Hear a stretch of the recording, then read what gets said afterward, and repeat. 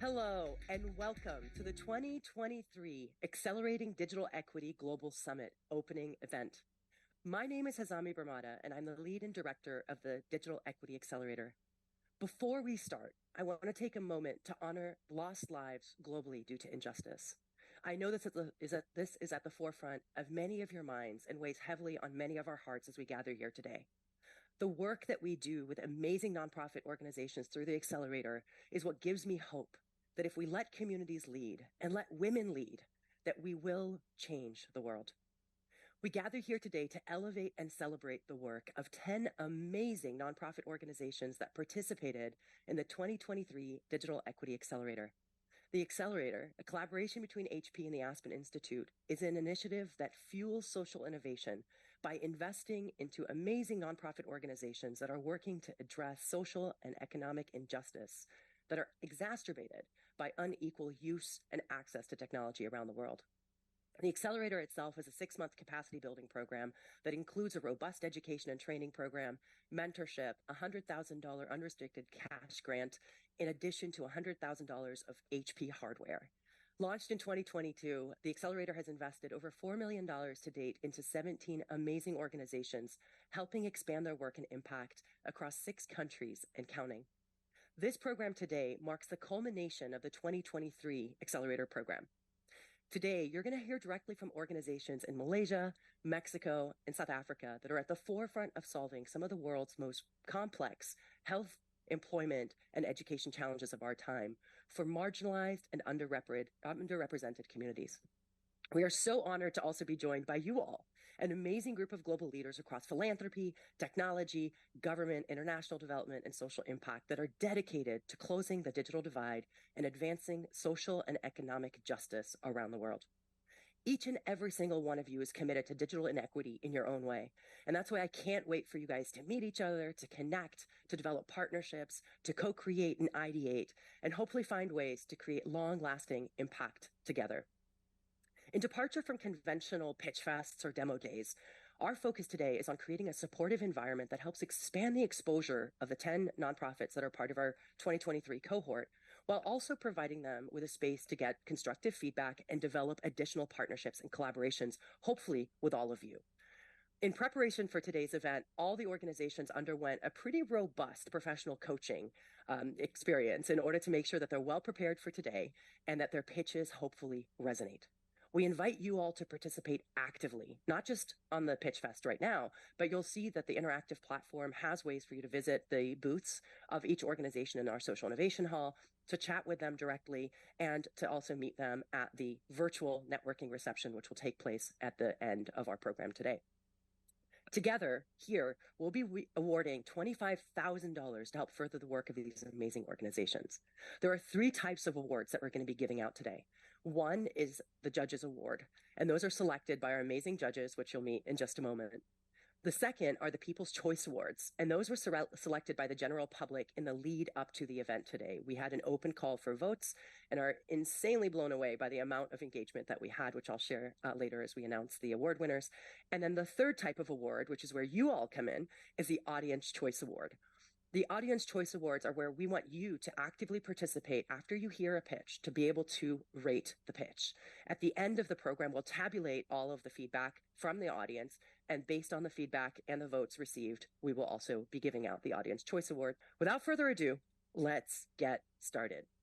I am so proud to introduce you all to our amazing judges that we have here with us today. We have Michelle Maliki, who's the Global Head of Social Impact at HP and the Director of the HP Foundation. Hello, Michelle. Hi. And we also have with us, we're so excited to have you with us. So we also have with us Wafa bin Hussein, who's the Principal of Responsible Technology at the Omidyar Network. Hello, Wafa. Hi.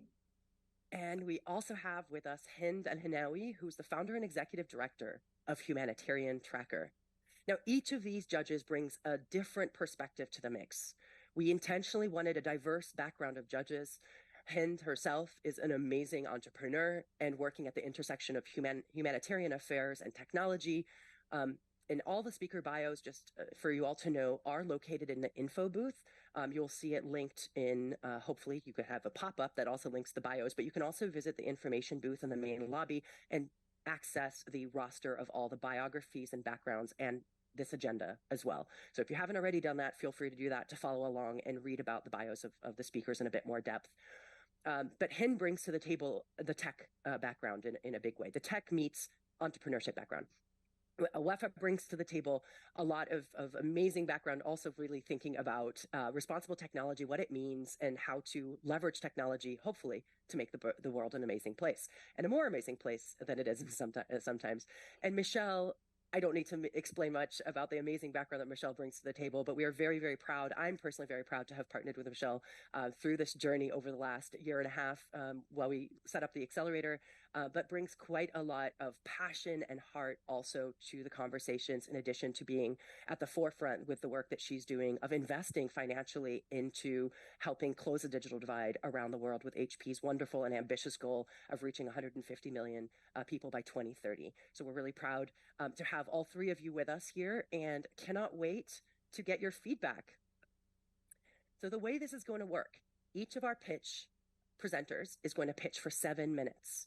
We will then hear 3 minutes of feedback from our amazing judges. And during that time of feedback from our judges, that's when you, our audience, goes in and ranks each pitch. At the end of that ranking, we'll move on to our next speaker, and we're going to go through these speakers relatively quickly. And at the end of that, we will have a fireside chat, which will last around 20 minutes, and then we will have our award ceremony. I am really proud to invite StartupLab MX to pitch. Who's our first pitcher? That's never easy.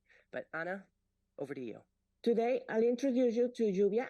She's a 4-year-old mom that's living in the rural community of Paraíso, Tabasco, located in the southern east of Mexico, where the internet is scarce and digital skills are limited. She's raising a 13-year-old boy with autism and dreams of starting a business. Her goal is to create a legacy her son can take over, securing his financial future without relying on others. So Lluvia and her husband spot a niche for craft beer. They dive in old school style, focusing on traditional business methods. Then COVID hits. And that's where business are shutting down, left from right to left, but those with the online presence keep the lights on. That's their wake-up call. They needed to go digital to grow, and that's where StartupLab steps in to leverage their game.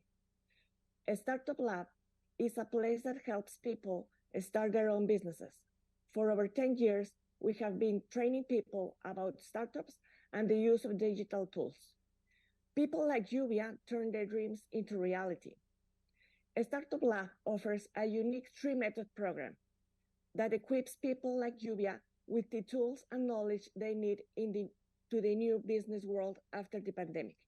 We don't just teach them, we actually design and develop the digital tools they need, like an e-commerce site or a landing page. This sets us apart from the other programs where they only tell you how to do it. The program, now with the help of HP, has 3 phases. Each participant gets a laptop. They receive training on how to transform their businesses using digital tools, and we provide services designing a website and setting up digital market funnels. This program, participants learn how to take advantage of new opportunities and tackle challenges. We guide them in becoming experts in digital market and social media and in launching their own online shop. It's a complete package. We help them identify what they need to improve online, develop their digital skills, and set up a strong website. We take great pride of our digital transformation program. Why? Because it's already changed the lives of 1,200 people. Up until 2023, we have launched in 6 key Mexican states. The impact goes beyond the entrepreneurs. It also positively affects their families and unemployment and these new digital savvy businesses. This demonstrates that our program is highly scalable. We are committed to understand the actual benefits of our program. The Digital Transformation Initiative has already resulted in an impressive 60% sales boost for entrepreneurs. And we are eager to find new ways to measure the success of our programs too. We're very proud of the results we have achieved so far, but we know that there is still much to be done. Whether it's in the same states, but supporting more women or opening up new markets in other states or even in other countries. It is important to highlight the support that we have this year from HP. With their invaluable partnership, we equipped 100 entrepreneurs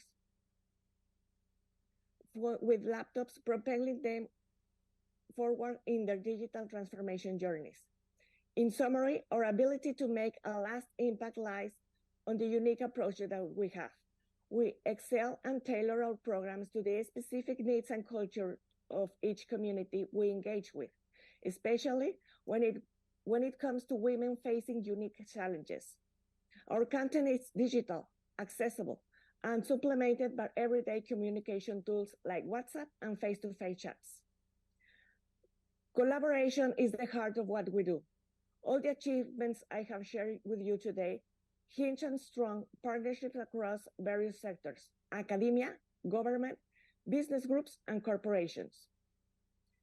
With over a decade on the sector, and with the invaluable help of our partners, we have made a resourcing impact across various programs. Entrepreneurship positively impacted 17,500 and counting, created new startups. We have helped create new jobs and sustain and support SMEs for entrepreneurs. But none of this will be possible without an amazing team that is strategically located, that ensures the program's growth and an ongoing success. So how is Lluvia doing today? Today, Lluvia is a shining example of our transformation and resilience. She operates a factory plant with the capacity to produce 1,200 bottles per month and provides employment to 5 people. Not just that, she's taking her craft beer on the road, participating in artisanal beer fairs all over Mexico. To catch a glimpse, you can visit her website and you can help us write the next chapter. Joining forces with us or link us to organizations who can help broaden to reach our digital transformation program. Follow in HP footsteps by donating next year and help digitalize women entrepreneurs. Or boost our efforts throughout financial contributions and sponsor a community digital transformation. Or if you have other collaborative ideas, we are all ears for innovative partnerships and ways to make a bigger impact. Thank you for taking the time to hear our story. Now let's join forces to empower more women and create even a greater impact. Thank you.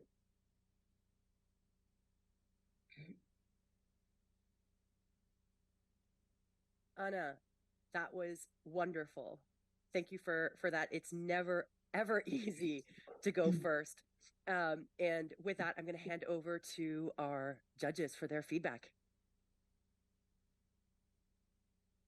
Thank you, Anna, for this. I think it's really what I found most promising was how you encourage and empower different actors all throughout Mexico to really create their own businesses and really create the projects of their dreams.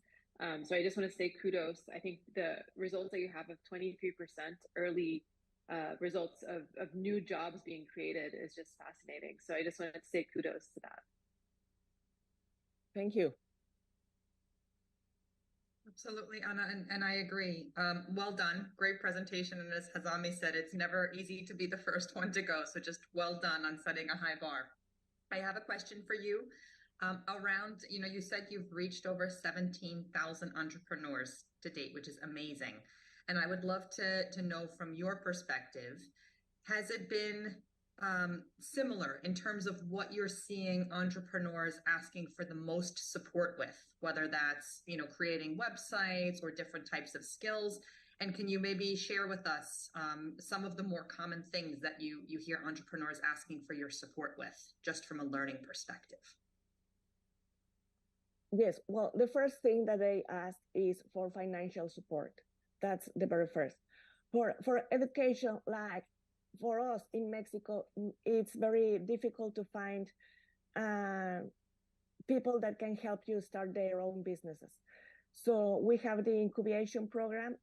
That's where we help them to start, to guide them to start a new project or a new idea and make it a reality for a new businesses. Thank you. Bravo, Anna. I'm so inspired by Julia's story and your customized support to each entrepreneur. It's so important because, as you probably know, they come to you with different needs, and your ability to kind of understand what their needs are and customize to their particular product is just amazing. Good job. Thank you. Thank you so much. And I just want to also maybe say that the amazing transformation I've seen in you through this program, in just being able to articulate so clearly and so to the point the amazing work that you're doing. I think so often we think of entrepreneur support organizations, and you guys are really an inroad to people that are doing work on the ground that's so critical and so needed, and providing so much more amplification of job opportunities in your own communities. So thank you guys for the work that you're doing. And again, bravo. Without further ado, I'm really excited to introduce our second pitch by Digify Africa. Hello, everyone. My name is Gavin Wheel, and I am the CEO of Digify Africa, and I'm here to talk to you about the Digibot, a product we've built that delivers self-paced learning at scale via WhatsApp. 12 years ago, I came to South Africa from the UK, where I'd worked in youth livelihoods development, and started a project trying to give young people ownership of their own magazine with the aim of them creating livelihoods in the media industry. And 12 years later, I'm still here in South Africa, working with a brilliant team. We've built up a non-profit company that trains young people in digital skills to create livelihoods at scale. But more recently, and more relevantly for today's presentation, I'm here to talk to you about an edtech startup that we have spun out of the nonprofit that delivers learning and makes it accessible via cell phones. And everything we do is guided by an overarching mission of improving education and reducing unemployment in Africa. The problem we're trying to address is one of accessibility. This is one of the biggest challenges for education on the African continent. More than half of young people aged 15 to 17 aren't in school, and only a fraction of learners who graduate from school access tertiary education. So surely we can reach them by e-learning. Well, the problem there is that many lack access to a computer or data to use their cell phones. So we've come up with a solution. We built a digital skills learning coach that operates entirely within the WhatsApp environment. We believe this is the key to solving the accessibility challenge. We call it the Digibot, and it's more than just a chatbot. It delivers a really accessible experience for learners who can use it on the go, in the bus or in the taxi, in a very affordable way because it hardly uses any data. It's in a user experience that they understand already because it all operates within WhatsApp. But although it's an engaging and rich content experience, it's got a very powerful layer of analytics underneath it all, so we can measure learner behavior and progress in great detail. And we've also integrated generative AI and features such as escalating queries to a human, meaning it's quite a sophisticated learning management system, but one that doesn't require going anywhere other than inside WhatsApp for the learner. And what we're trying to do with this is get basic digital education out to young people. And this is a user who's come through our program, Nomsa. She's based in the Free State in South Africa. And she came onto one of our digital literacy programs that's on one of our chatbots. And within a few weeks of using the content, she learned about LinkedIn and how it could be used to find jobs. And it might seem a very obvious thing, but that led to her applying for jobs and securing herself full-time employment within a few weeks of the chatbot. So that's the kind of impact that we can create by giving young people access. And I'm happy to say that to date, we've had really amazing traction. in terms of learners who've joined up. Almost 700,000 learners to date have subscribed to the chatbots, and around 62% of them have completed the short courses on there. Part of that has come through a really good partnership we have with the South African Basic Education, and also funding support from MasterCard and Meta and the Dell Foundation, and of course, more recently, through the Aspen Institute and HP support, which has helped us link up with 10 new hubs across South Africa to roll out our programs through. And there's a business model behind this. We just have recently secured our first business-to-business client to build a bot for a big corporate in South Africa. And we're also thinking about how we can monetize these chatbots on a B2C level. The total e-learning market in Africa last year was valued at 2.8 billion, but we think within that, there's a total addressable market for us of about $65 million if we focused on trying to train 25% of all 18 to 25-year-olds in basic digital skills. So that's the big, hairy, audacious goal that we are gunning for. The team behind it, well, one of the great pleasures of the journey I've been on is pulling together a proudly African and South African team. We are a diversity-led, female-led business at the highest levels of the company. And we're really drawing on a lot of experience because many of the people working in the startup have come through 12 years and all the ups and downs of building and running the nonprofit. And so we've got a really great diverse team across the board leading the company. In terms of what we're gunning for, well, in the next 12 to 18 months, we're trying to reach 1 million young Africans trained with critical digital skills via the chatbots. We've got several different areas we're working hard on, including deepening the learning experience, making the product more sophisticated in terms of the integration of generative AI, making sure that the learning value is proved so we can show education institutions that it's a really great way for their learners to learn. And we're rolling out our go-to-market strategy and pushing for international partnerships. And we're seeking investment to grow of $500,000, but also networks and partnerships for multinational development and grant funding as well, which we can use in the nonprofit to help reach many more learners. And we're on a push to meet other corporates, other B2B clients who might want to use the solution. But at the end of it all, what we're really trying to achieve is to reach learners and make sure that they succeed. We believe that we've found a way to do that at scale, something that we built for ourselves in the first instance to try and get our content out there, but we've realized also could be a really effective tool for many other organizations and also the foundation of a really sustainable business.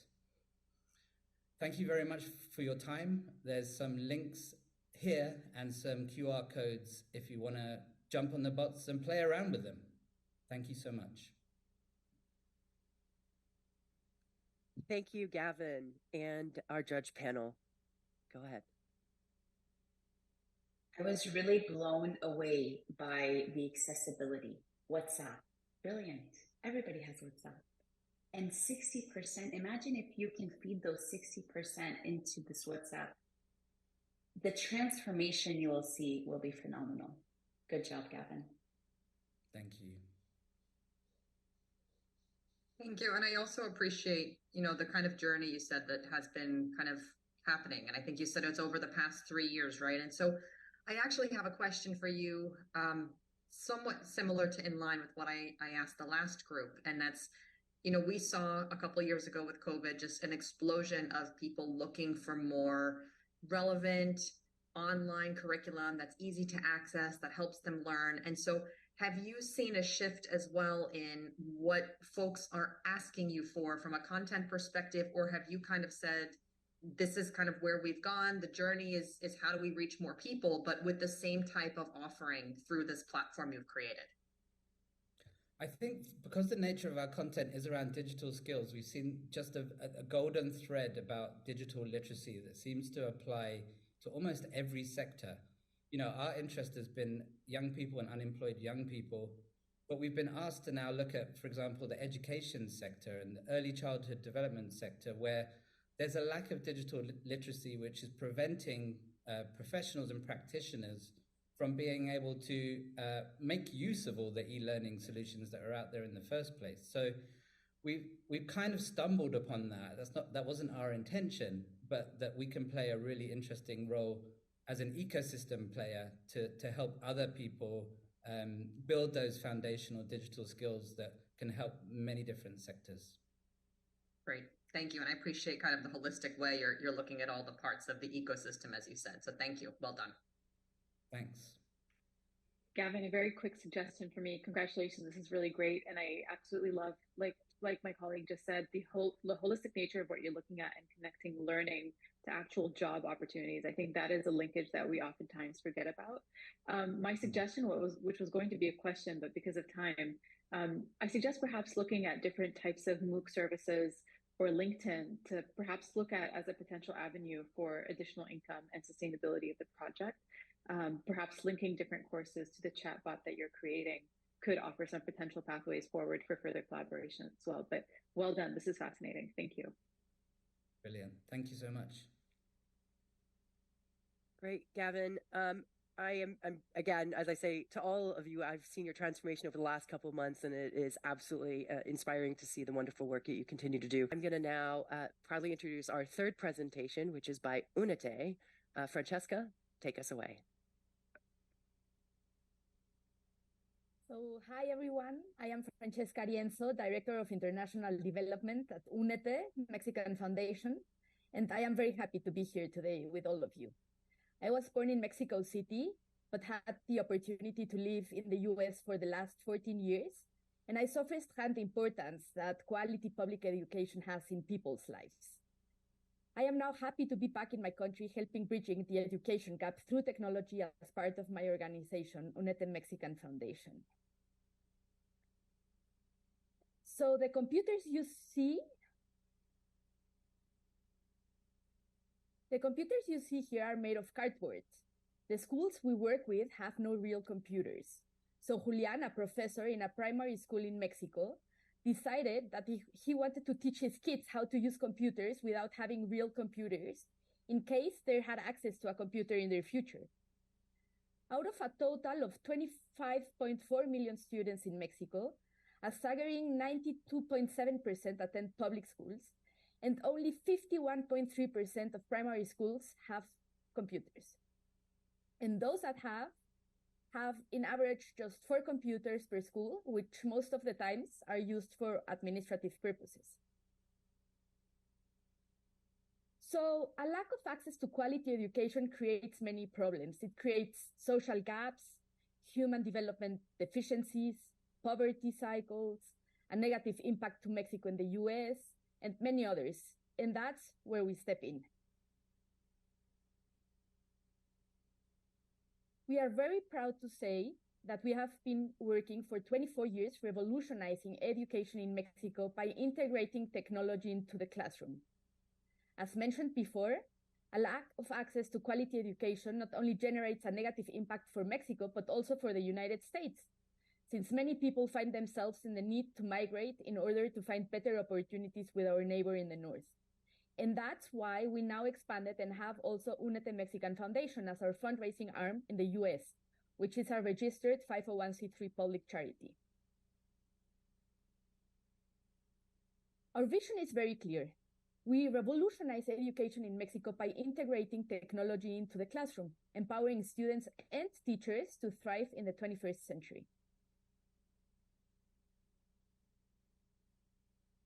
As you can see, our model integrates 8 elements. In terms of technological infrastructure, we first provide the schools with equipment and devices. We provide internet connection for 1 year in schools. We provide preloaded digital content and resources. And then we also focus on the teachers, which is the most important part. We give them teacher training, in-person mentorship during the school year, a help desk for technical and pedagogical issues. And depending on the skills level and interest, we provide training on different tools, contents, and methodologies. And finally, we evaluate the progress made by teachers.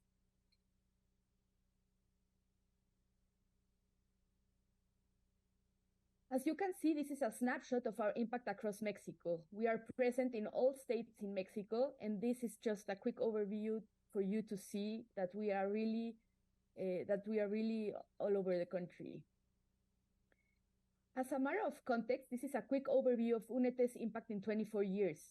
We have invested $192 million in public schools in Mexico, which translates to 18% of schools that have media classroom have been equipped by UNETE.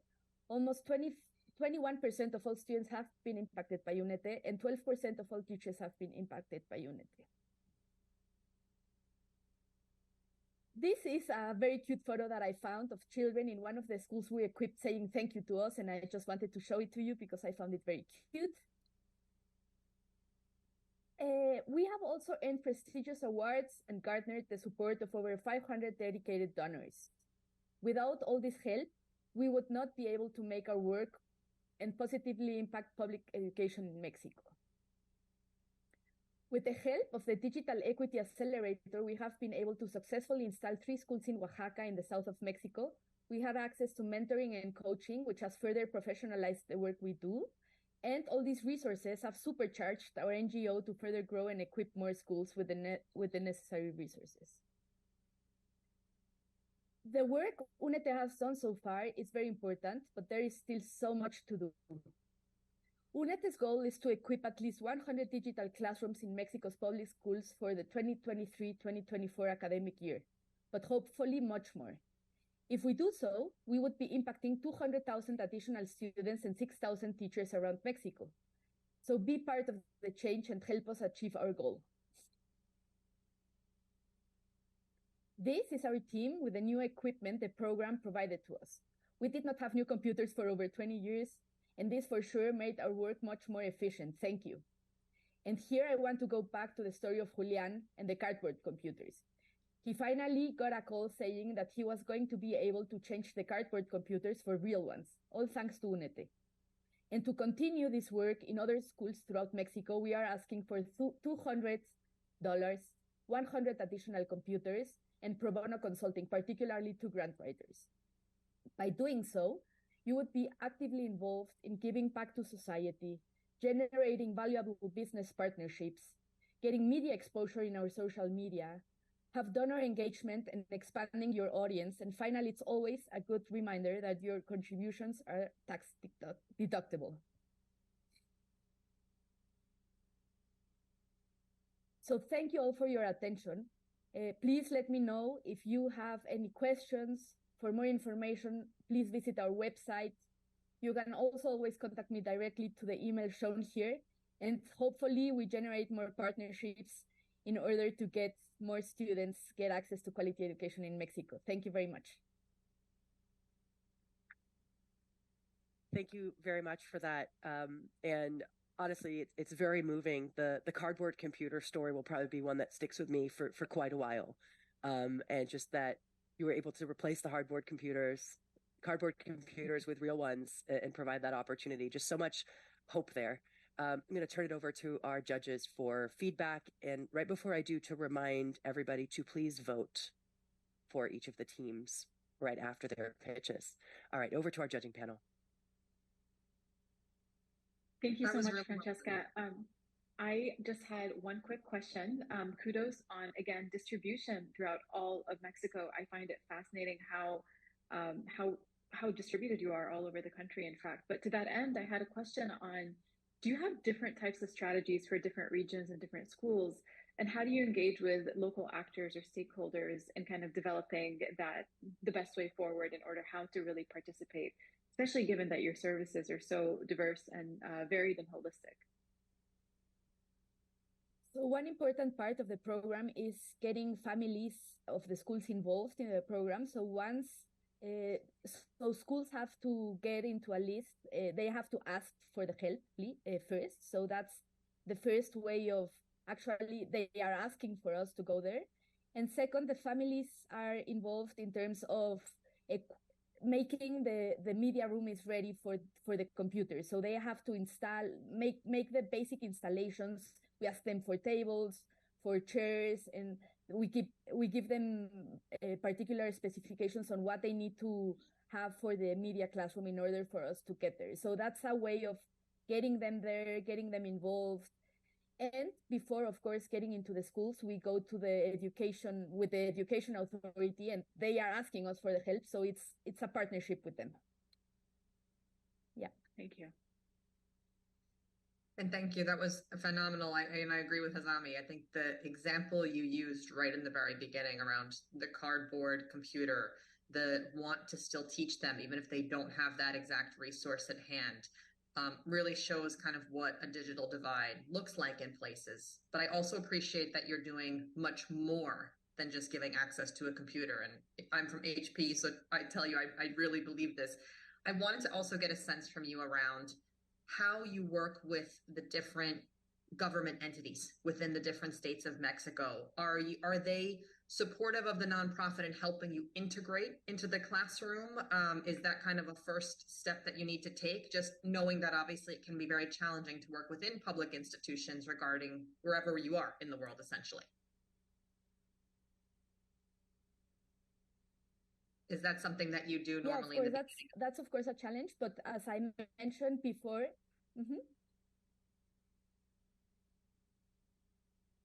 Go ahead, please. I'm sorry. Yeah, so at the beginning, we actually, no, that's fine. There was an internet connection. So yeah, we get into contact with them. They actually sign an agreement saying that they commit to this program. They are asking for that help. And of course, depending on the state and what they want to teach in their classroom, we provide them with the resources for them to make their classes. We don't get into into what they want to teach or anything. We just give them the resources and the methodologies and the tools in order for them to have their classes made more with technology and more available for their students. Yeah. Francesca, congratulations on starting this ripple effect that's going to change so many generations.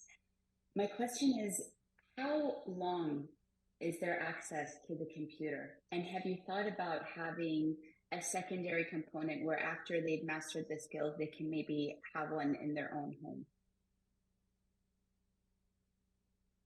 So for now, the computer stays at the school, so they get the computer and the computers stay there. It really depends on the authority, on the directors of the school, how well they treat the computers and all that. We give them also internet connection for a year.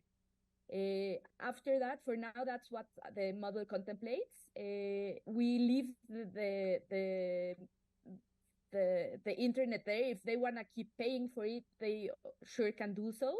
But as I mentioned, also we have preloaded digital content and resources in the computers that stays with them, so they can continue using them. That's for the rest of the computer life.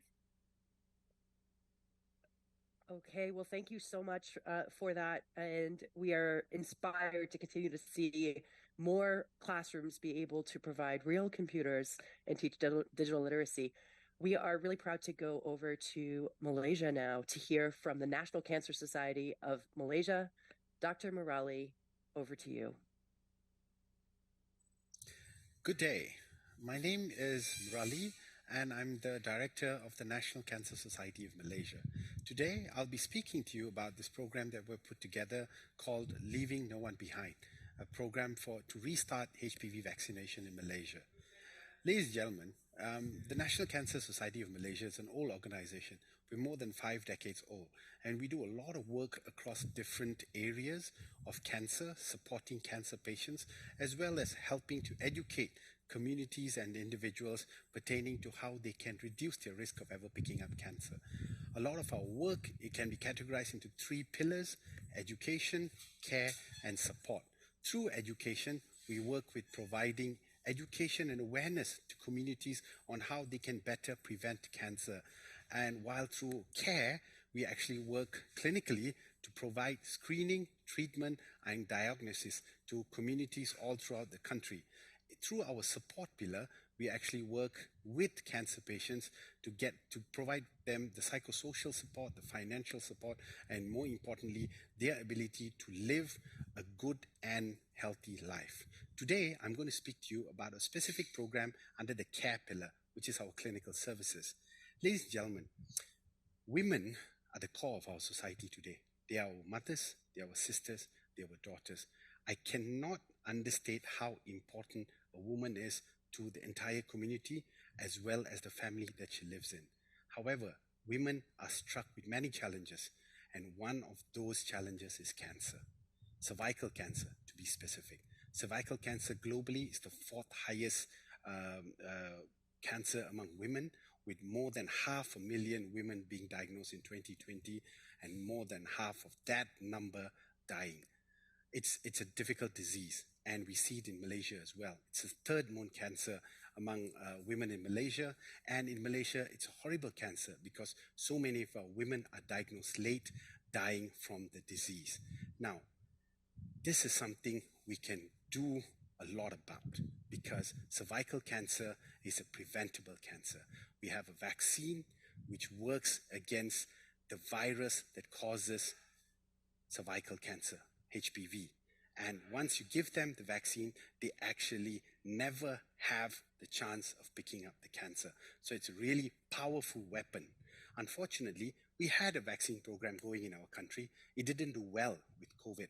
Like many other things, with COVID, the government stopped giving these vaccines. And so far, we have more than 500,000 girls who are now at risk because they've missed the HPV vaccinations. What have we done?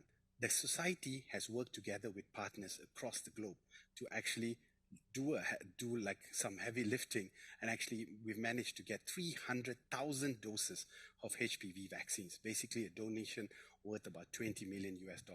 Unfortunately, now we're faced with the next challenge, which is to put these vaccines, these shots of vaccines, into the arms of those girls who need them. And this is really what we are here to speak to you about today. Our mission is to restart the HPV vaccination program, specifically focusing on underprivileged, rural, and vulnerable communities throughout the country. So we're looking to go out into the 60 districts that make up our country, find targeted communities, especially those in the rural, underprivileged, and make sure that they actually get the HPV vaccine. Now, how are we actually going to complement the program? We're actually going to run it via a very comprehensive and holistic solution mechanism. We actually are going to put out a very wide and diverse multilingual campaign on health communication to convince people to come and take the vaccine, alert them that the vaccine program is coming to them.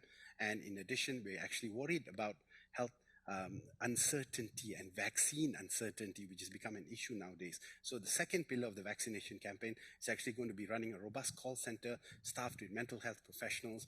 And the third arm of this campaign is actually going to be health services delivery, where physical teams actually carry the vaccines and put them into the arms of girls across Malaysia. We have been for decades working on providing cancer screening to communities all across the country. Recently, with the HP grant and the Aspen Accelerator program, we've managed to do two big things. One, we've managed to digitalize our entire setup with teams now carrying laptops where they're able to capture real-time data and make sure that records are being kept well. But also on the back end, the grant has actually helped to build the National Cancer Screening Registry, which is a digital medical record keeping all this data, which is now accessible to healthcare professionals as well as to patients alike. So our ask, ladies and gentlemen, for this program is the resources that we need. We need two types of resources: human resources, because we're literally talking about 300,000 girls spread across 14 states of the countries in 60 districts. So we're going to need clinical volunteers, non-clinical volunteers. So basically a lot of human volunteers. But also, in addition, as I was telling you, the vaccines themselves have come free. We managed to get that as a donation, but now we need to do some heavy lifting in order to operationalize each dose. And that works out to about $570 per dose, and that breakdown of 1,000 doses about 5,700 US dollars, and 100,000 doses up to 570,000 US dollars. So where is this money going to? As you can see, about 75% of it is actually in the physical process of teams going out, the patrol, the logistics, the transport to actually put these vaccines into arms. But also quite a significant bit is going towards health communication, and more importantly, to put up health behavior change professionals to make sure that people are convinced, confident, and ready to take those vaccines. So, despite many challenges in a woman's life, there's always things that we can do to make their lives better. One challenge they face is cancer. And here we're giving an opportunity to give a very comprehensive solution that will end this problem, the risk of them ever getting cervical cancer in their entire life. I could not ask you to do more than to help us give them this gift of life. Thank you.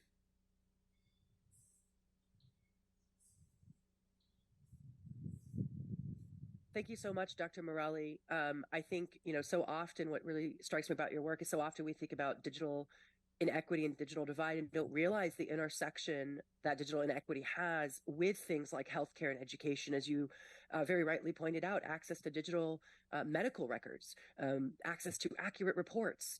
And these are things that so often we don't realize the digital aspects of the very industries that we're working in. I'm going to turn it over to the panel for reflections and comments.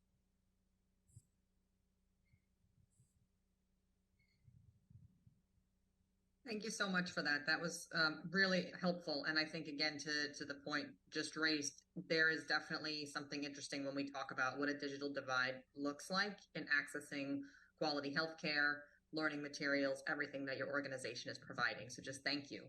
Would love to have a sense from you of, if your organization is continuing to grow, to scale, to support even more women, what are your hopes or bets for the coming year? How would you shift the work, or maybe take some of what you've learned and transition that through the coming year? Okay, so thank you for that question. So one of the things that we've realized is many solutions work in different settings. And a lot of the work that we've done to actually develop our digital solutions, for example, originally started off in English. But now we're working with translators to make sure that all our materials input, and Malaysia is a terribly multicultural country, so we're now translating it and making it available across different languages in different cultural contexts. And more importantly, we also realize from this kind of episode that some people, we can put the technology, but people need to have access to the technology as well. So in many places, in about 16 places so far, we're actually building I would like to call it digital libraries, where we put up computers which are supported by internet, so that people in these small communities can actually come, sit down, like watching a movie, but they watch some of the health education material. Volunteers go out to talk them through it, as well as to show them the material. So this has really been a wonderfully building, enriching experience for us as an organization. Great, thank you for that clarity. Dr. Murali, congratulations. This is such an amazing solution, because you're actually able to provide access. And how important is it for women to have access to this information, to their medical records, to where they can go get the vaccine? I have a thought about, how do you overcome cultural barriers and convincing parents to give their daughters this vaccine? Oh, this is a really interesting question. And again, I'm going to actually come back to our first colleague who commented on this, our learning experience that we learned from COVID, man. So during COVID-19, which was a much more difficult vaccine to give, contextually, we actually ran this very successful cultural communication campaign for months in almost about 20 languages, mixed with digital as well as physical face-to-face, in which people drew out stories, comic books.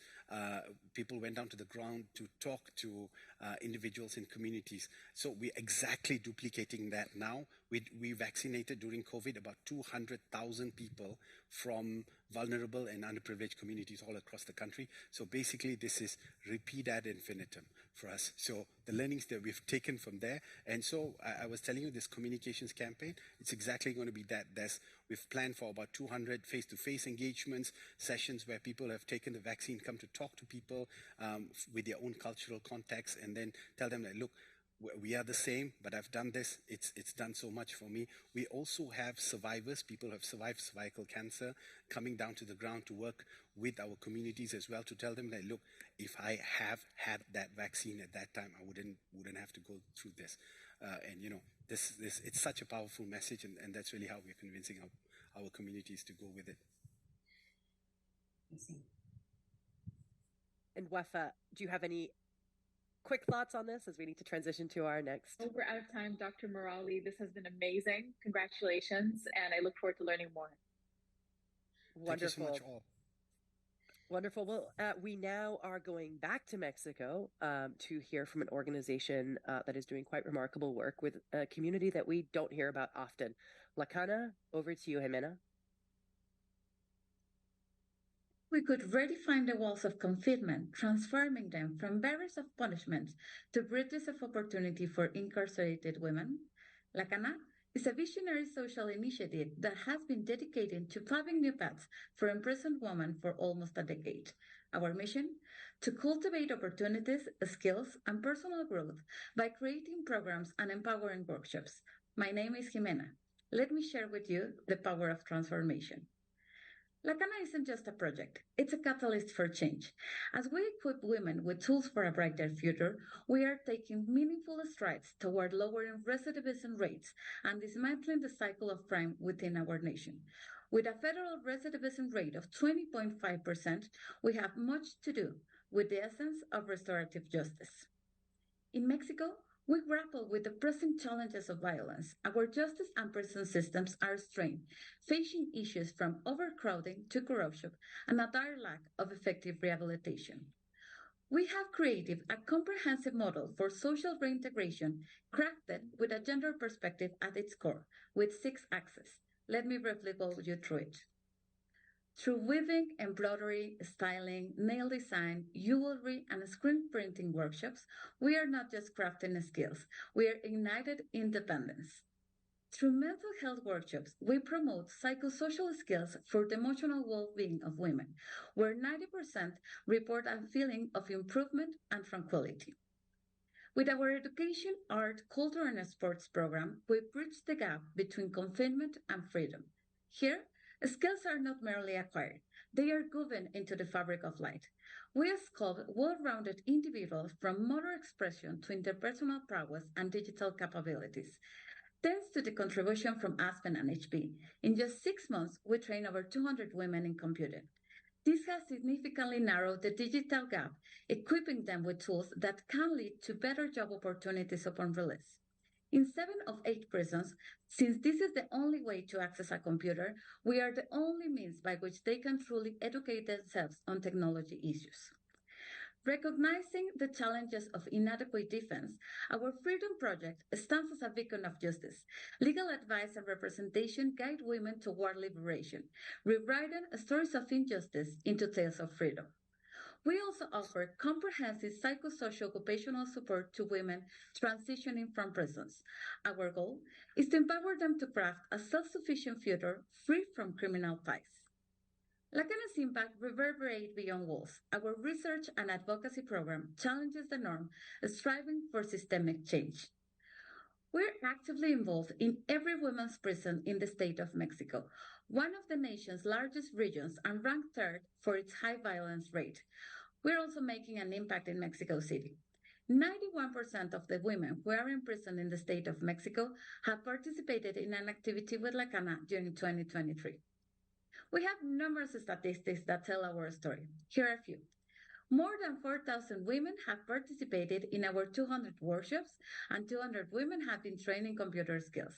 More than 16 international awards, a published book, among others. La Cana's vision is clear.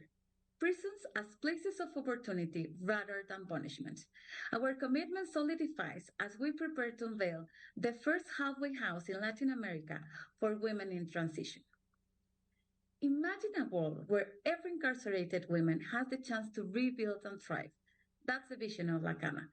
While we currently impact 12% of the female prison population in our country, our reach extends to over 5,000 indirect beneficiaries. This transformative change is powered by an annual investment of over $1 million. Now here's how our funding breaks down. 65% from international grants, 17% from visionary companies, and 7% from individual donors. And none of this will be possible without the help of our strategic allies. How you can help make an impact, and here's where you come in. With $100K, we can empower 500 women with job training and mental health. With $50K, we can expand to 2 more states, impacting 100 women. And with $25K, we can bridge the digital gap for 5 prisons, impacting more than 200 women. And of course, all the good news that we can hear for you. Together, we will sculpt a future where reintegration isn't a challenge, but a triumph. Stand with La Cana, where every program, every statistic, and every life transformed is a testament to the power of possibility. And we are sure this matters, as La Cana's recidivism rate is only 3% compared to the federal 20%. There is no narrative more powerful than one told through the voices of those we have impacted. Para mí La Cana no tendría a lo mejor las palabras exactas para decirlo, pero son lo mejor que he conocido en mi vida, porque ellas te dan la oportunidad de sentirte una persona útil, de poder desenvolverte como un ser humano. Me ha cambiado mucho, me ha dado mucha tranquilidad, aquí falta mucha tolerancia hacia las personas, eso es lo que me ha enseñado La Cana. Are you an organization or know someone driven by innovation and collaboration? Are you seeking new avenues to make a significant change? At La Cana, we are dedicated to fostering meaningful connections and creative, transformative solutions. We believe in the power of collaboration. By coming together, we can leverage our collective strengths to create solutions that resonate on a larger scale. Let's shape the future together. Thank you.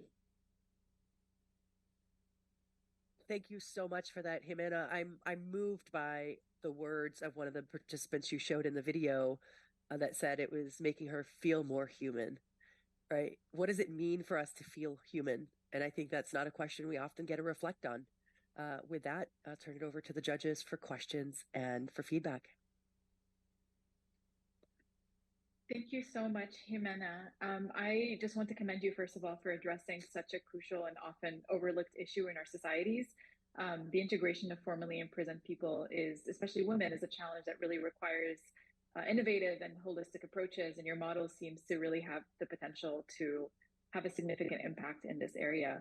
I just wanted to give one more amazing compliment. I was just so impressed with your dual emphasis on psychosocial and digital skills. You can't have one without the other, especially as a woman looks to get reintegrated into society and have the skills needed to be useful in society again, and feel constructive in that way. So just hats off. I was also really moved by one of the videos, so thank you. Thank you. I had similar thoughts to a thought when I was listening to your presentation, focusing on a traditionally invisible population and giving them the confidence to really leave and reintegrate is a gift that is going to keep on giving for a long time. My question is, have you thought about a training program to bring those same women back to train others or give their experience as well to others who may not be in the same position? Yes, as we work also with women that were in jail, now we have a pool of 4 women that are sharing their story with conferences with us.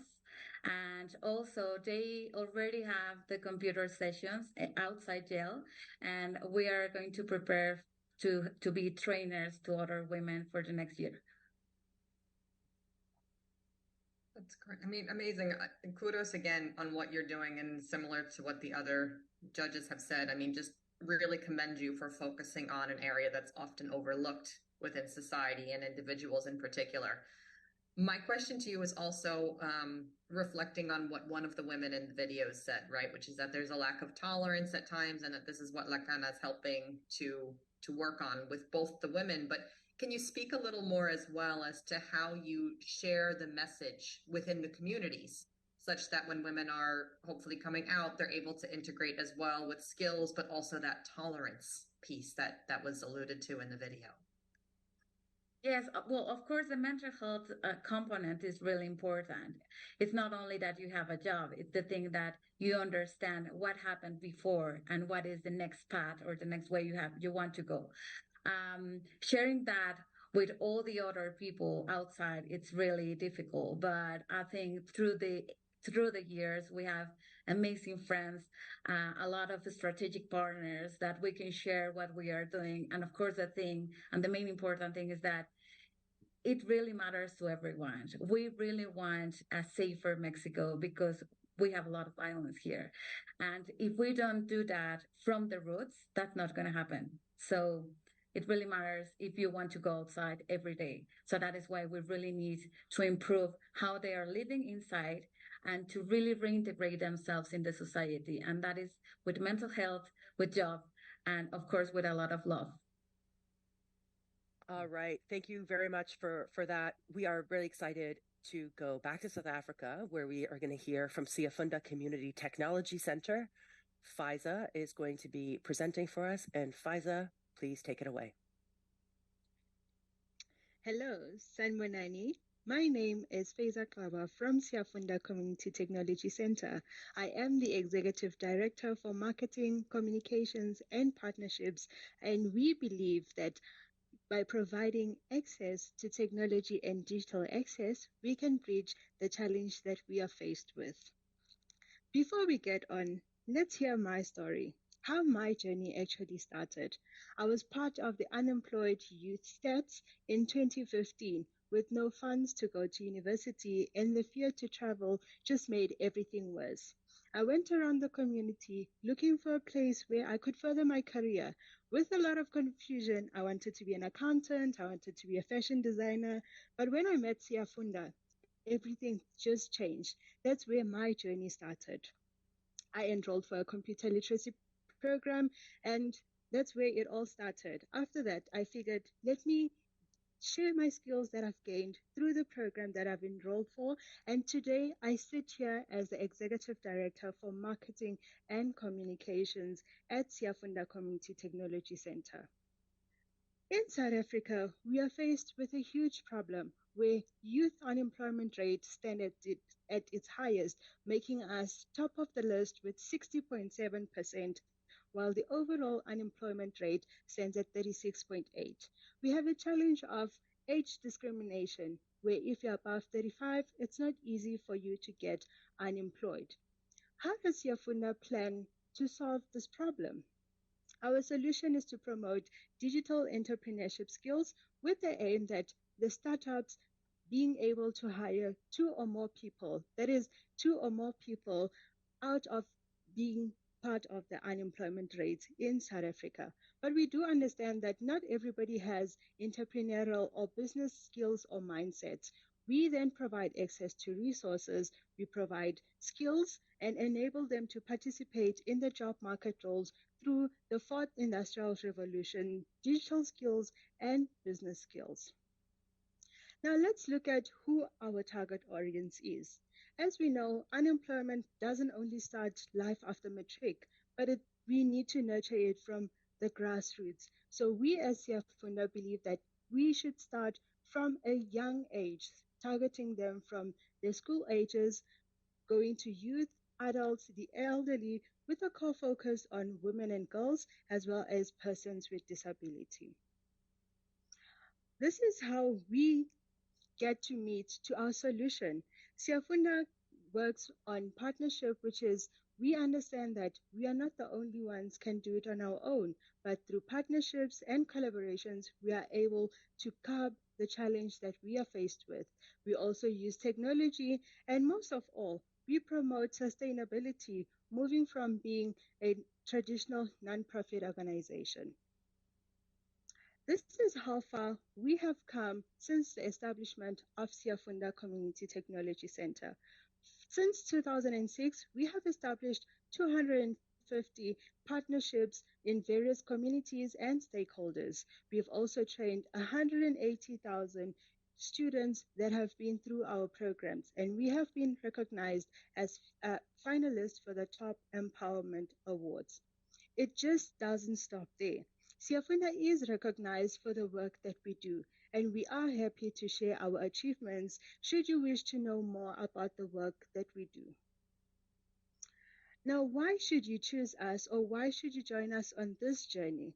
Siyafunda uses the community-centric approach, going back to my challenge, the fear of traveling very far to access education. Siyafunda is based right at the doorsteps of communities where there is a huge need for access to technology and skills.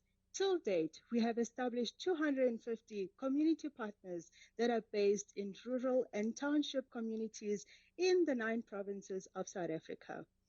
We value partnership as we know we cannot do it all alone, and we promote and encourage financial sustainability, not always depending on funding and grants. We also provide hands-on learning so you gain experience on what you have learned and be able to apply it in the future. Firstly, we'd like to thank the Digital Equity Accelerator program and Aspen and HP for injecting $100 to Siyafunda, which has been used for training initiatives in various communities, and we have also generated $34,000 from our other services. Thanks to the HP equipment, we have established 10 new computer hubs, and till date, we have trained 20,000 beneficiaries with the hardware that we have received. Meet our A team. This team is dedicated on making and bringing change in our communities. We all started with very basic to no digital skills, and today, through various training programs and self-development initiatives, we have become experts in our field. We would like to invite you to join us in this journey, be it through funding, partnerships, or even just sharing your resources, your time, your dedication, because we believe together we can create a future for everyone where there's equal opportunities for everybody to succeed. By supporting Siyafunda Community Technology Centre, you're not just investing in digital skills, you're investing in dreams and aspirations of individuals who deserve a chance to thrive in the digital age. Please feel free to contact us should you wish to walk this journey with us. We invite you all to join this journey with us. Thank you. Thank you so much, Faiza. That was wonderful. I'm going to open it up to our judge panel for questions and comments, and remind everybody in our audience, please do vote for each of these organizations. Over to our panel. Faiza, your power for a personal story really kind of moved me, because it shows and it communicates to others who may have doubt that if I can do it, you can do it too. Also, the 250 partnerships speaks to the potential scale that you could take this throughout the country. My question to you is, how engaged are you with the placement after folks have gone through the training program? Okay, thank you so much for that question.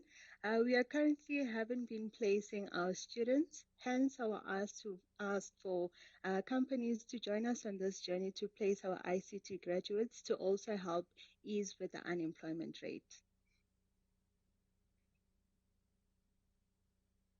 Great presentation. Faiza, thank you so much. Oh, go ahead. Thank you. No, just great presentation. And I think just building off the last question, I mean, I'm so impressed by the number of people you're reaching, the potential and very likely number of people that you're going to reach in the future based on what you're showing.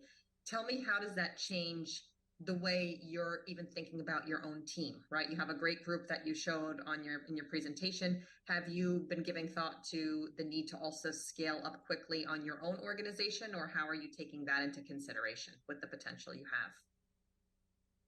So with the potential that we have, we always look at getting extra hands through interns, where we provide them with workplace experience based on projects that we get, training initiatives that we do in the communities, and through our community hubs. They have their own trainers that carry out our programs within their communities. So we don't necessarily have to scale ourselves at the headquarters, but the community hubs also give us their resources, and we train and develop them to continue with the programs within the areas. Love that. Thank you.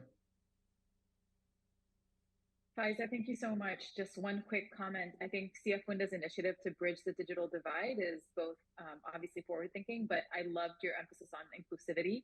I think the commitment to ensure that nobody's left behind, especially the elderly and people with disabilities, is really critical. So really kudos on thinking through all of that, and by continuing to equip these communities with essential tech know-how, skills, and everything else you walked us through. So thank you very much. Thank you. Thank you for the great feedback, everyone. Wonderful. And those human stories are always so helpful to help ground this. I think so often when we think about digital equity, it's such an abstract term to so many people. What does that even mean? How do we wrap our heads around the scale of inequity and the scale of what needs to be done? So hopefully all of you that are listening in are as inspired to really think of tangible ways through every single organization that's presenting today that real lives are impacted, and that you could take this big abstract concept and really build solutions around it that then from the ground level can bubble up and change the ecosystem. I'm really proud to introduce our next presenter, which is from IIDEAC in Mexico. So without further ado, Myrtle, over to you. Thank you very much. Good morning, everyone. Well, my name is Marita Espinosa Muñoz, and it's an honor for me to be here with you representing IIDEAC. IIDEAC is the Educational Development Research Institute of Mexico, and since 2014, IIDEAC has been a registered NGO. We are dedicated to improve the quality of education in Mexico through innovative research and training for school principals and teachers, with a focus on indigenous and vulnerable communities. During COVID-19 pandemic, Mexico was among the countries whose schools remained closed the longest, particularly in vulnerable and heavily Mayan areas like the state of Yucatan. COVID-19 tried to stop children from learning, and this meant a dramatic shift in the delivery of education to methods that could be implemented remotely with nearly zero cost and that only require very little internet access. And this is where our leader in Yucatan, Mariela Espinosa, took action. With the sponsorship from Fundación Telefónica Movistar, she undertook to print educational materials that were distributed in local shops, allowing both teachers and students to continue their progress. And this was a short-term solution, but we know that something has to change. The reality is that the majority of the students in Mayan communities display educational deficits. The state of Yucatan has about 180,000 of Mayan boys and girls in public schools. And as of 2021, only, one of three have access to computer or electronic device at home. Only the 47% of Mayan students persist to secondary school. And this is where solution comes. From over 9 years, IIDEAC has been filling the gap in the front lines, driven by our philosophy that all children deserve equal access to quality education. We accomplish this through our three main pillars. We provide educational technology to underserved schools. We understand that the technology is not longer a luxury, but rather a necessity. And to succeed in this modern world, the technology gap in Mexico really harms these vulnerable students. Also, we build the capacity of teachers. We know that technology on its own is not enough. We need trained and committed champions to guide our students through their educational journey. And we work to create sustainable systems.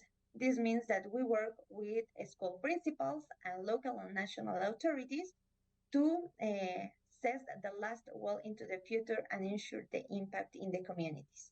Seeking to address the need of the most vulnerable, our work in Yucatan represents the growth and expansion of our reach and impact.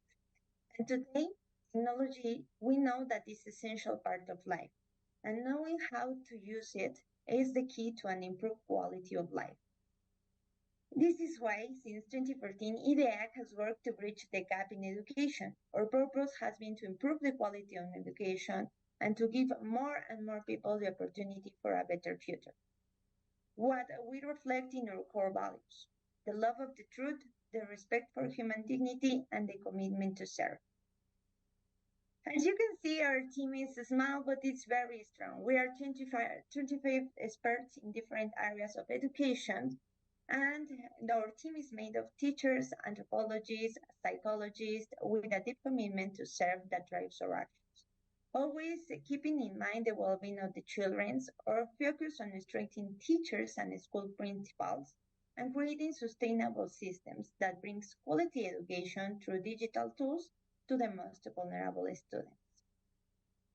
And at IIDEAC, we know that our program works.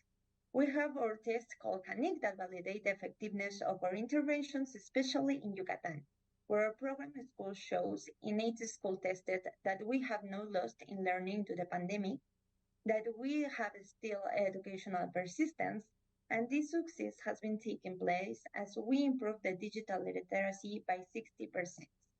We know that our work has both improved fundamental learning and helped impart the necessary 21st century digital skills.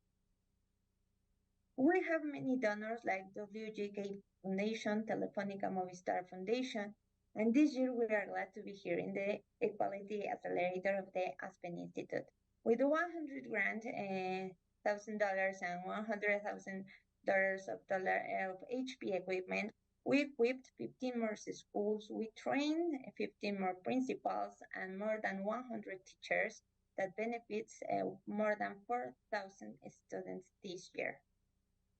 Our expansion in Yucatan represents the foundation of our 2024 plan, building on lessons and experience all over parts of Mexico.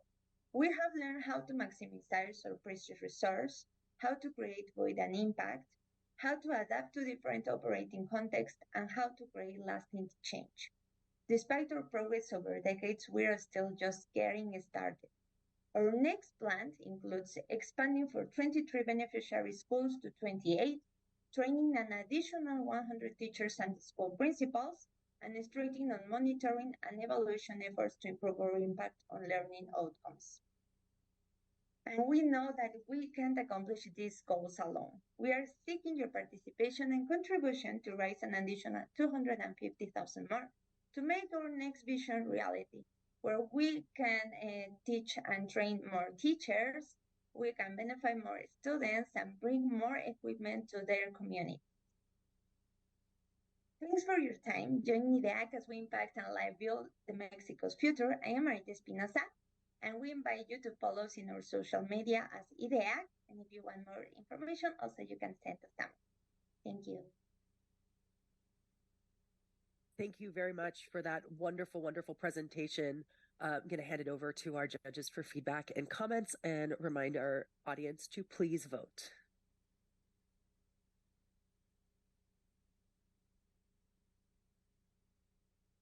Thank you so much for this really great presentation. I love the way that you're, again, focusing on local solutions, teachers, reaching students. Just wanted to get a sense from you as to some of the different ways that you engage in the teacher training space. And I know you're in Yucatan, as you said, but is it different even within Yucatan as to what you're focusing on? And if you could talk through that a little more. Well, we are in the most vulnerable areas of Yucatan. So what we do is that we talk with the stakeholders, with the local authorities, and with the national authorities, because we want that the schools came into our project in voluntary way. So after they participate in a voluntary way, we came with the program training from all the year of the school, and then we bring the virtual tutoring and the sustainable model to keep the community engaged with the program and to embrace the digital tools in the community. That's great. And I think the richness of the team that you have pulled together and the expertise that's so vast on the team as you shared also must be a very good asset for that. So thank you. Thank you so much. Your focus on the indigenous community and how you really give them life skills is really amazing and commendable. I also love how you said this is no longer a luxury. Having these skills, having access to this technology is not a luxury. It is actually a necessity, and we should treat it as such. And it's such an important cultural shift of how these indigenous communities had traditionally looked at technology. So good job. Thank you. Thank you so much. I just wanted to say that your focus on Mayan school kids is just generally inspiring, and genuinely, I found it to be something that your focus on looking beyond just providing the devices and taking holistic steps to strengthen really the backbone of the educational system, which are the teachers, has really struck a chord with me. And so the empowerment of the teachers and the educational curricula in particular will really make a huge difference in these communities. And so kudos and great presentation, and yeah, well done. Thank you. And I think as we're looking in general at the presentations across all the cohort members from this year, you'll notice that there's a lot of intersectionality. All the organizations were selected to join the accelerator this year because of their unique approaches to the work that they do, specifically looking at sustainability, long-term impact, and making sure that we are working across numerous industries, numerous sectors, numerous vantage points to really solve structural inequity at the lowest levels.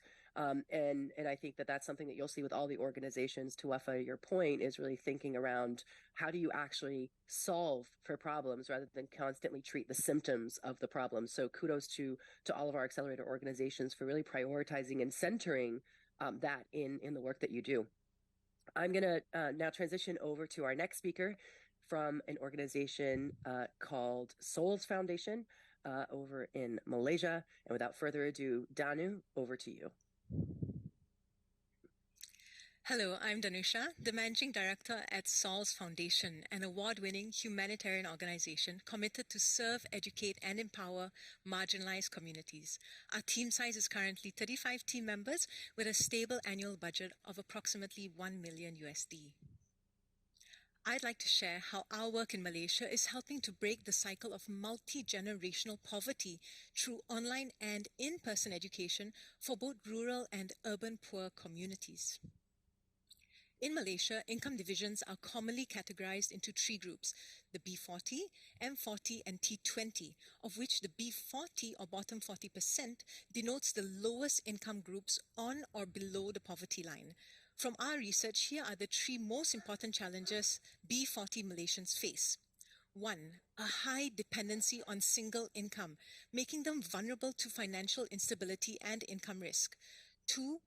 Poor financial resilience, creating vulnerability to financial shocks and emergencies. 3. Educational disparities, impacting their future earning potential and opportunities. Exploring the relationship between education and socio-economic outcomes a bit further, we can clearly see that the longer a person remains on the education pathway, the higher the likelihood they will see an increase in socio-economic progression. As you can see from the graph, dropout rates get higher when education gets harder.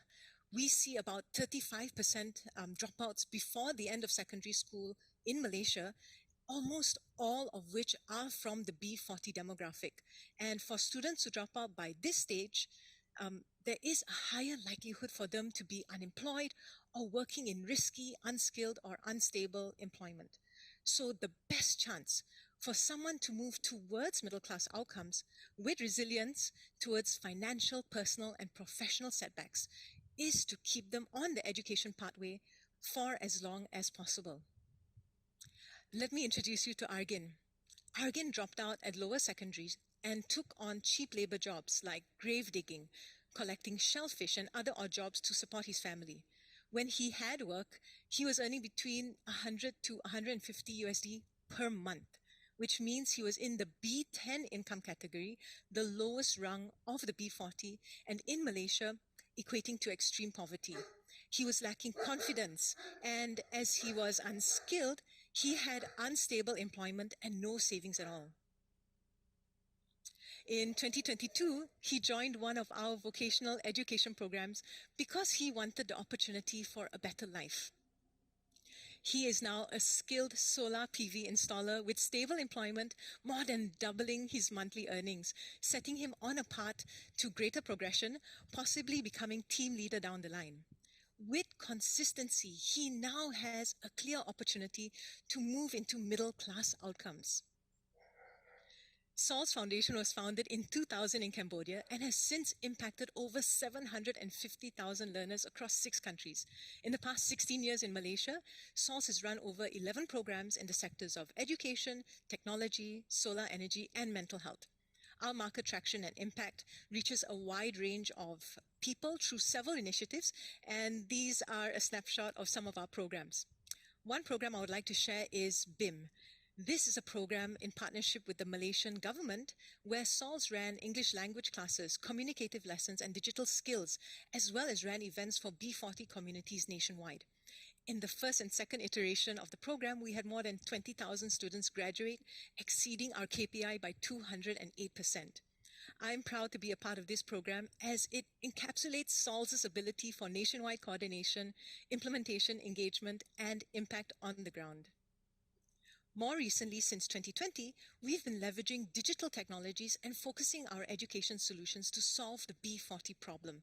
Today, I'm focusing specifically on Skills Hub, as the growth of this program is being made possible because of the Aspen and HP Digital Equity Accelerator. Skills Hub is a new innovation in digital access and delivery designed for use through mobiles with content in Bahasa, targeted specifically for the B40. Through the accelerator, we've been able to design and test Skills Hub to open to a larger market, and our goal is to scale to 100,000 direct beneficiaries. With pillars in English communication, digital skills, and professional and personal development, Skills Hub allows participants to customize their own learning choices online and at their own pace. For those who don't have access to digital learning, our Skills Hub team also runs mobile training units, bringing in-person digital education to the doorstep of local communities. Looking ahead, we plan to expand Skills Hub with a focus on continuous innovation, increasing the depth of interventions in communities as well as reach nationwide.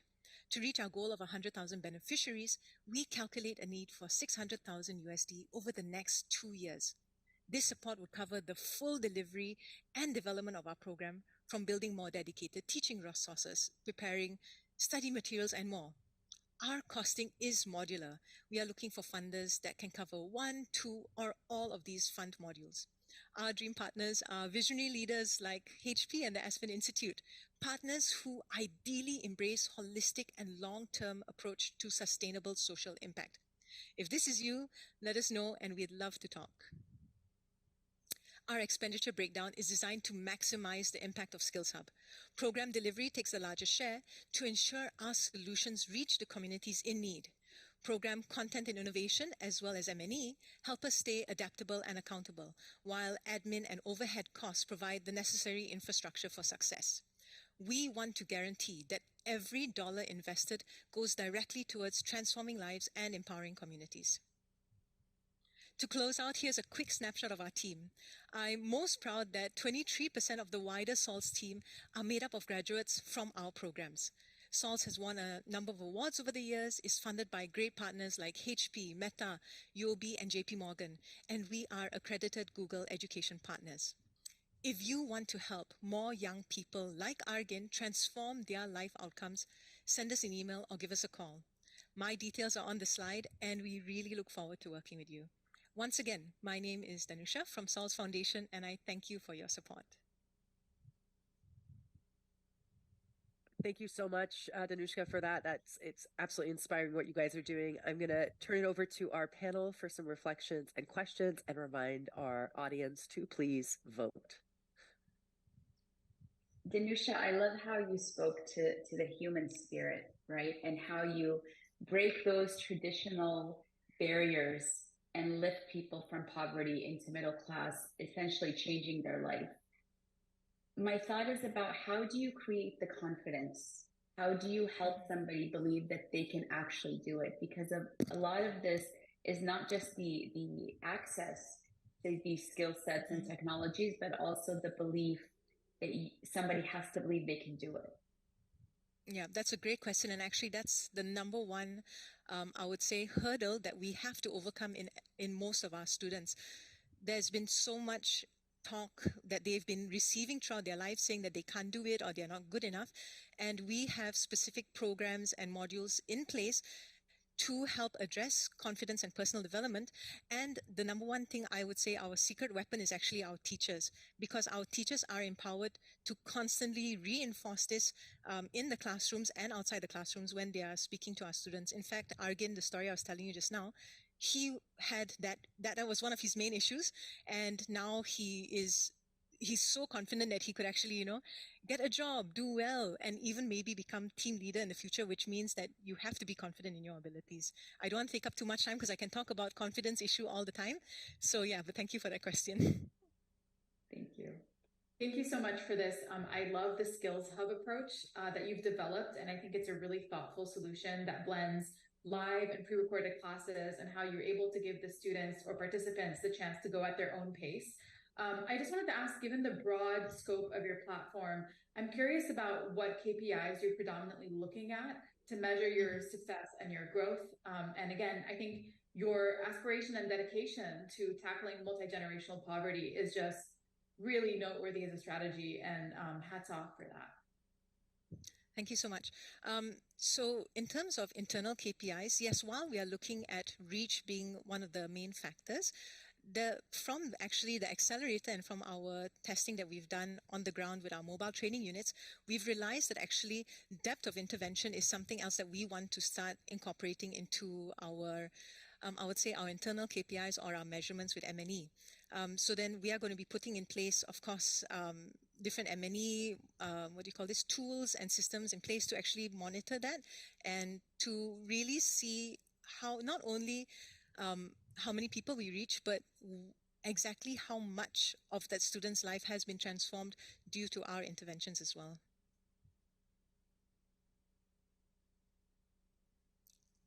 Thank you. I guess my only closing comment, I know we're right at the end here, but just tell me, if you could think about in one sentence, what would be your key objective for next year, seeing all the success you've made? Oh my goodness, that's like the toughest question. Because I'm having all my team members like voices in my head telling me different things. Okay, I would say, I think the main thing that we want to work on for next year is full on implementation, getting on the ground, implementing classes, talking to the students, getting feedback from the students, and just really, I would say, pedal to the metal, just full on implementation and going out there to the people. I would say that's what we want to do. Thank you. Thank you so much. Wonderful. Thank you so much, Danu, for that wonderful presentation and for the work that you guys are doing. I'm going to go and take us back to South Africa, where we are joined by Christy from eCubed. Christy, take it away.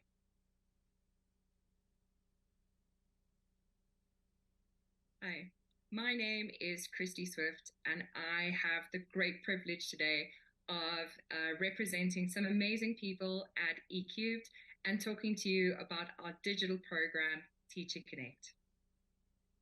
In South Africa, nearly half of all youth are not involved in any kind of education program, in employment, nor in any kind of training.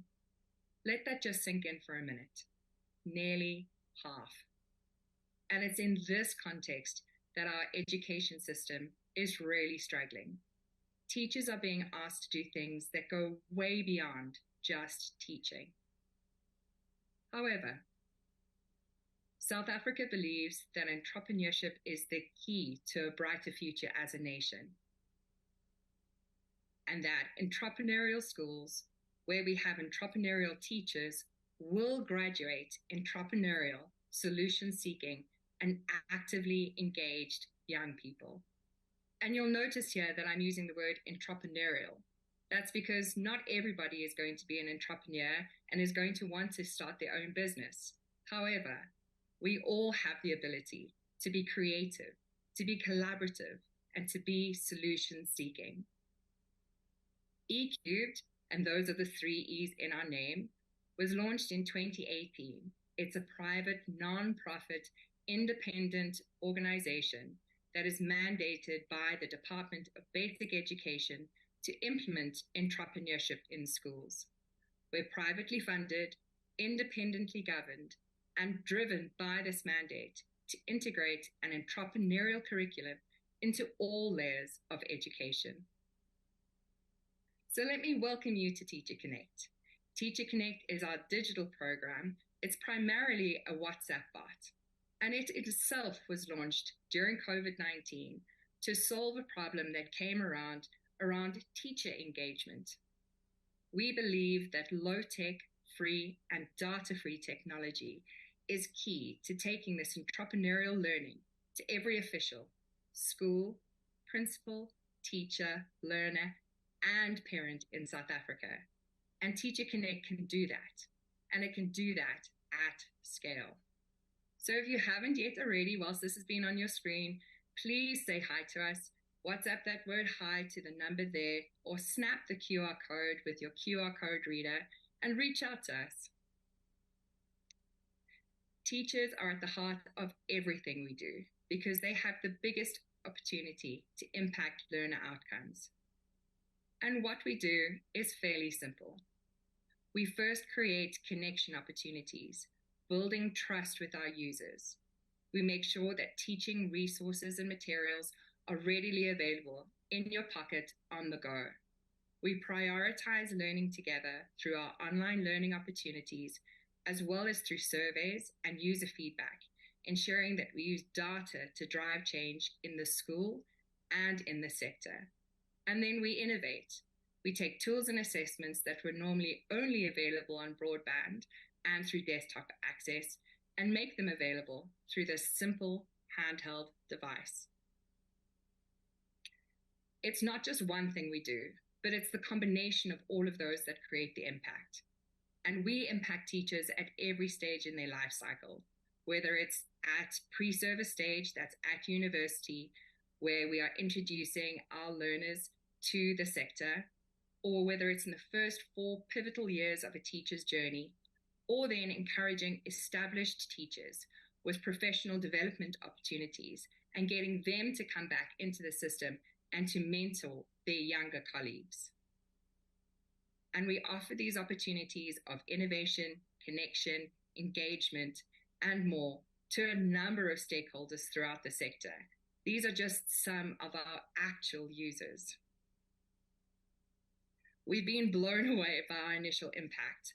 Our user group has boomed to over 650,000 users since launch.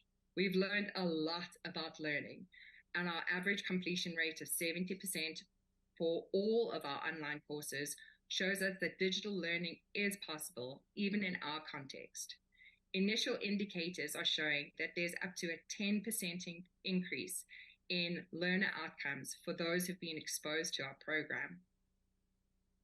All of this has been made possible by our incredible partners who have funded us over the last 3 years at a cost point of $1 per person. During the accelerator, we've been able to reach out directly to 50,000 grade 9 learners with career advice and guidance. We've received feedback from hundreds of our users making sure that the next iteration of Teacher Connect has their voice at its heart. And we're piloting the rollout of laptops in our actual training, making sure that the schools that need it get access. But we're not done yet. We're a small but ambitious team, and we have a vision of 3 million entrepreneurial users in the next 3 years.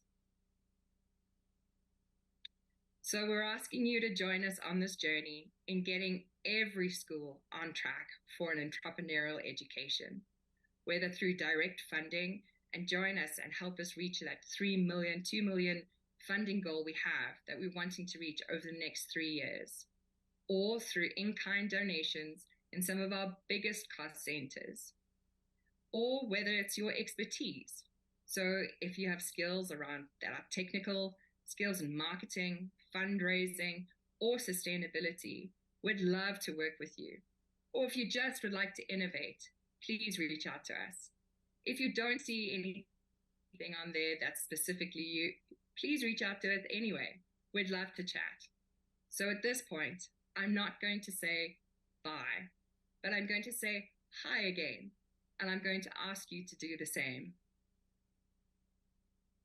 Thank you.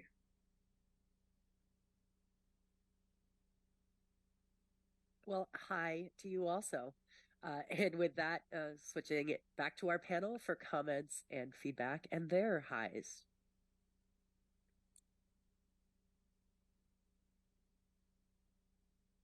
Thank you for the great presentation. I really like the way that you kind of broke down the different ways that you work. The asks in particular as a slide was just great to kind of sit and go through each piece of where you're looking for additional support. One of my questions to you actually is just in thinking through those asks, are there really key priorities that you have for the upcoming year, knowing, how ambitious you are, the groups that you're reaching now, and frankly, just being fearful around issues like a global teacher shortage and what does it take to empower trainers and educators worldwide? Would love to get some context on that slide in particular. Yeah, thank you. I think that that's a great question. So there are two key areas for us as we're expanding. We're looking at capacitating the team. We've got this amazing back end and we want to make it amazingly smart. We need the hands and the focus and attention in order to be able to do that.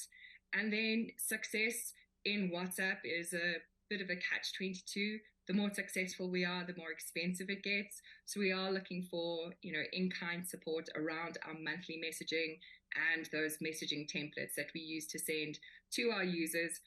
One of the things we do every Monday is send a motivation. And one of our teachers said to us, it's like a colleague tapping him on the shoulder to say, you've got this, you can do this. So those little moments of connection are so important to our teachers and to keeping them in the system.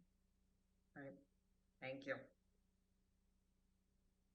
I love how you talked about engaging the stakeholders, from the teachers to the principal all the way to the parents, and understanding how they play a role in making this successful.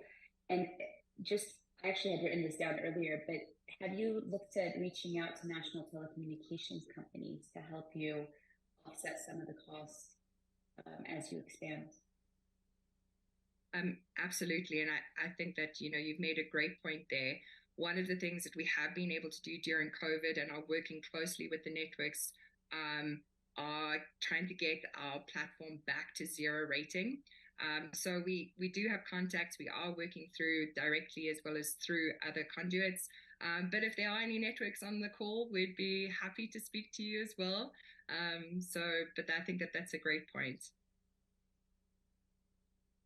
Christy, a very quick note for me. I just wanted to double down on the kudos for using WhatsApp as a platform. I think you've seized the opportunity that was the pandemic to actually democratize access to teachers and to connect them with one another. I think it's a game changer. And best of luck in getting to that 0 rating. I know how critical it is for projects like this. So congratulations. Thank you. Wonderful. And I am very happy to take us back to Malaysia, where we're going to hear from the Dignity for Children Foundation, presented by Renee. Renee, over to you.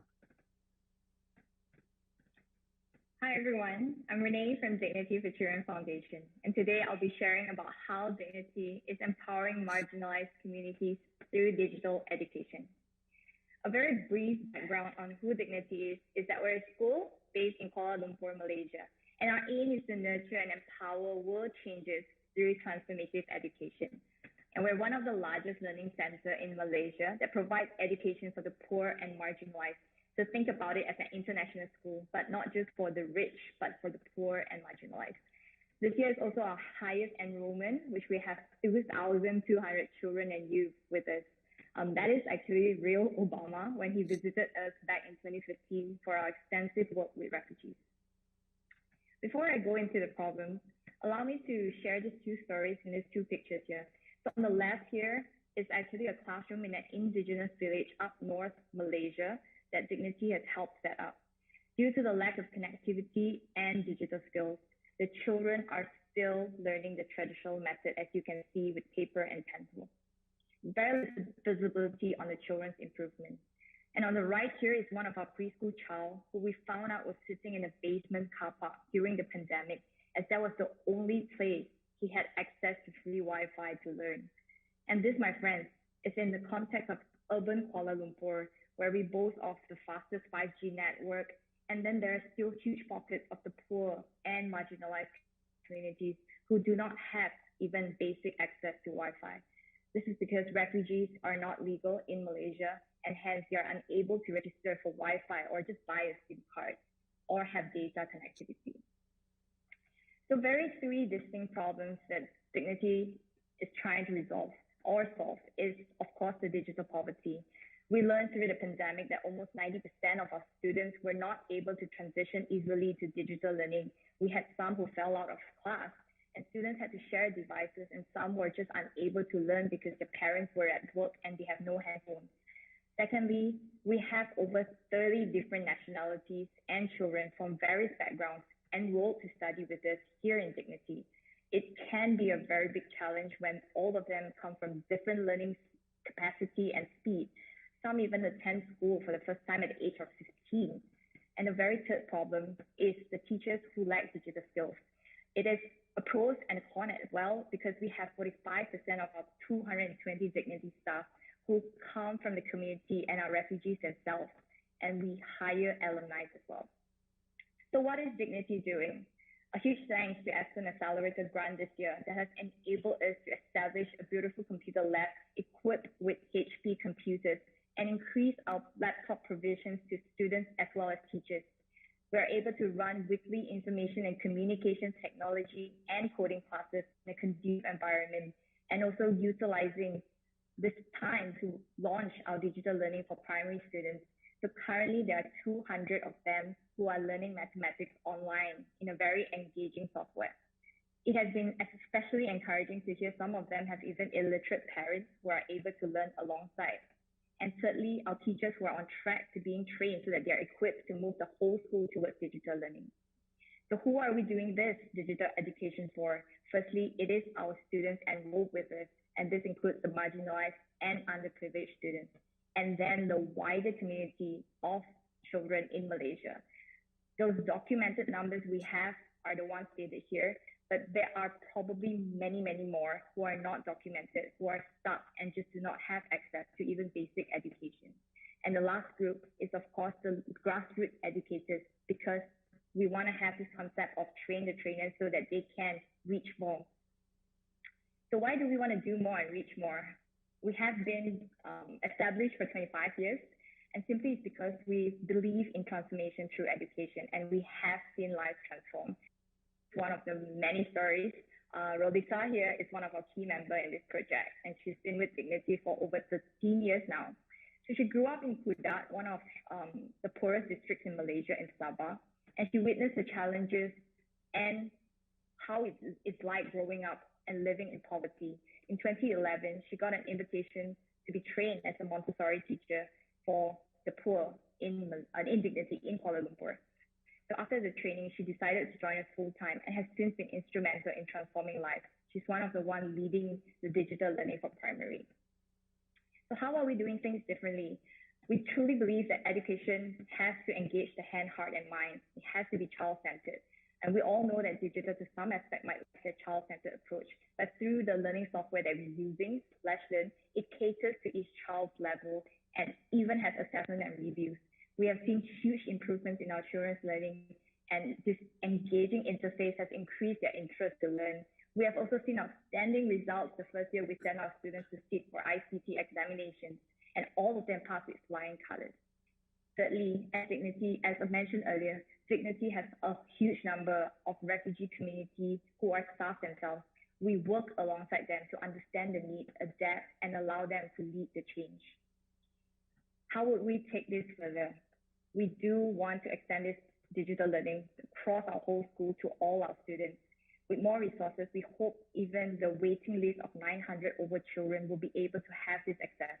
And then we will constantly measure and improve by reviewing each student, teacher, and community's feedback, and then extend it to the wider community.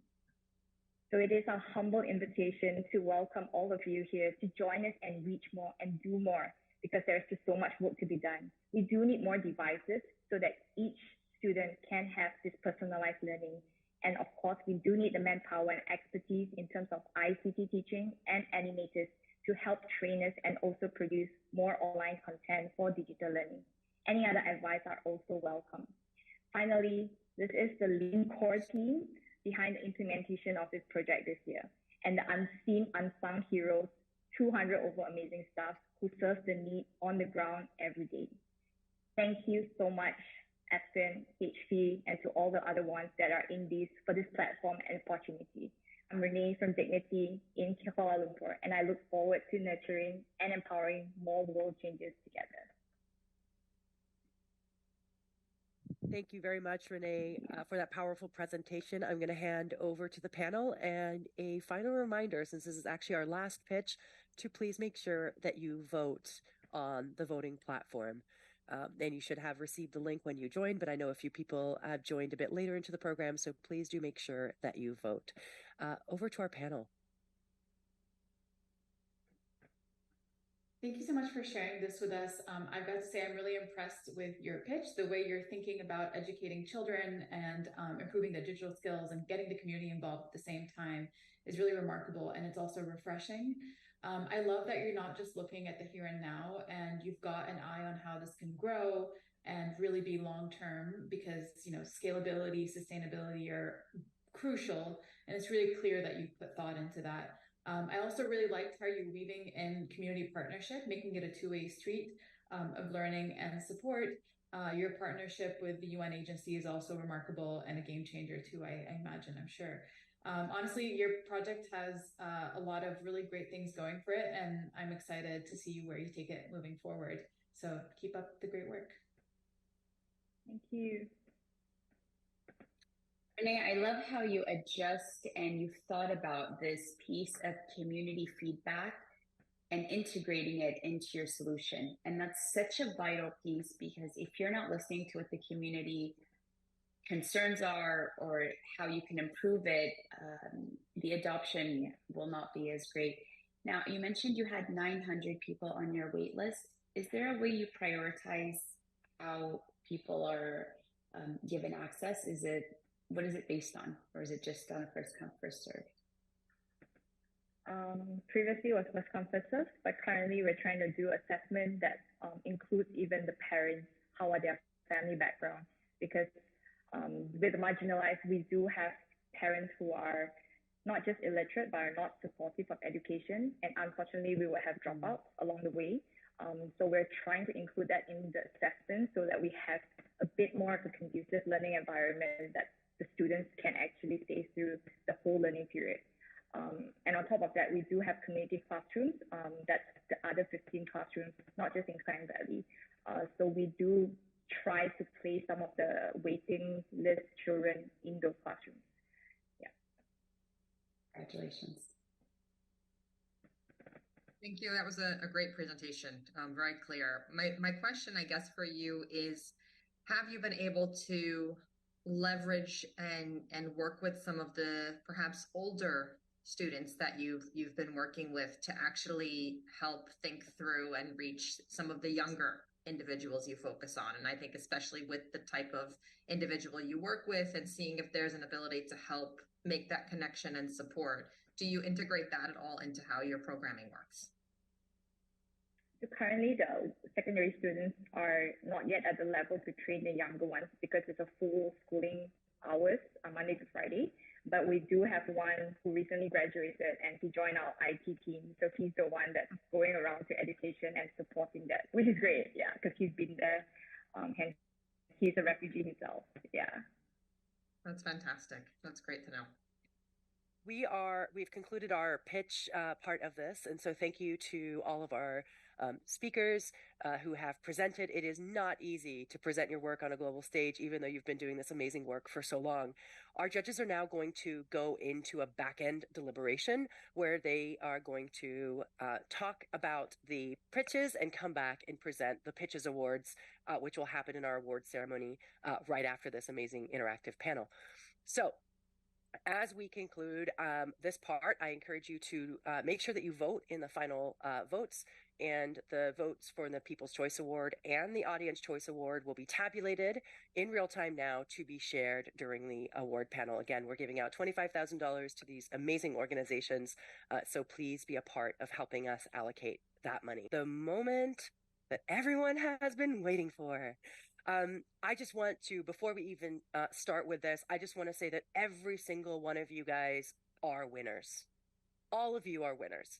And this award ceremony and then this engagement around the awards was really designed to help expand your work to a larger audience. Our commitment to the Accelerator organizations is really to help expand the reach that you guys have, expand your network, and hopefully inspire more people to collaborate, to partner, and to invest. As we heard from Anna and all the speakers throughout today, partnerships are central to helping us solve complex social and economic challenges. Not one of us can do this alone. This does require a community. You know, they say it takes a village, and it indeed does take a village. So with that, these awards are intended to help continue to celebrate the work that you guys are doing and to hopefully connect other folks to be inspired to continue to invest after the duration of the Accelerator program, which officially culminates actually with this PitchFest.